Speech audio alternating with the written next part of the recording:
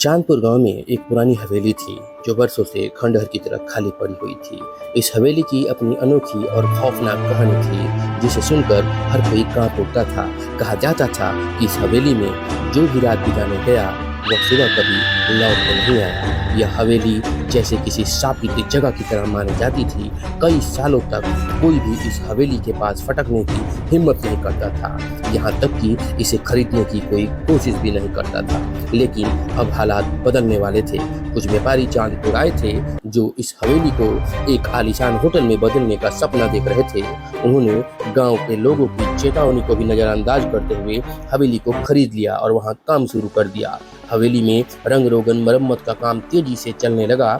बाहरी दुनिया के लिए यह एक नई शुरुआत थी, लेकिन गांव वालों के दिलों में खौफ और भी गहरा हो गया। हर रात हवेली से अजीबोगरीब आवाजें आती, जैसे किसी के चीखने, रोने, फुसफुसाने की आवाजें। काम करने वाले मजदूर भी कहते थे कि उन्हें रात में किसी की परछाई दिखाई देती है जो अचानक गायब हो जाती है। कुछ लोगों ने दावा किया कि उन्होंने हवेली के अंदर किसी अनजान चेहरे वाली औरत को घूमते देखा है जो हवा में तैरती हुई चलती है।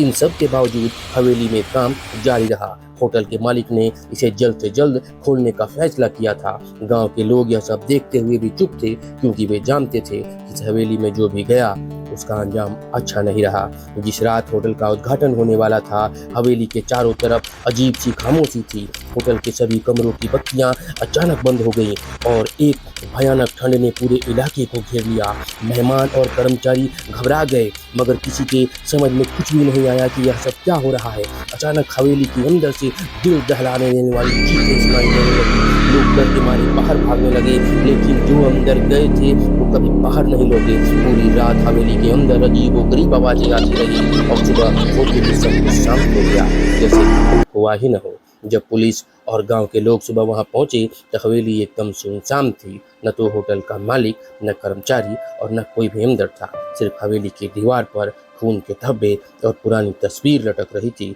जिसमें हवेली के पहले मालिक की छवि थी। तस्वीर के नीचे खून से लिखा था, यहाँ जो आता है वो यहीं का हो जाता है। उस दिन के बाद चांदपुर की हवेली फिर से वीरान हो गई।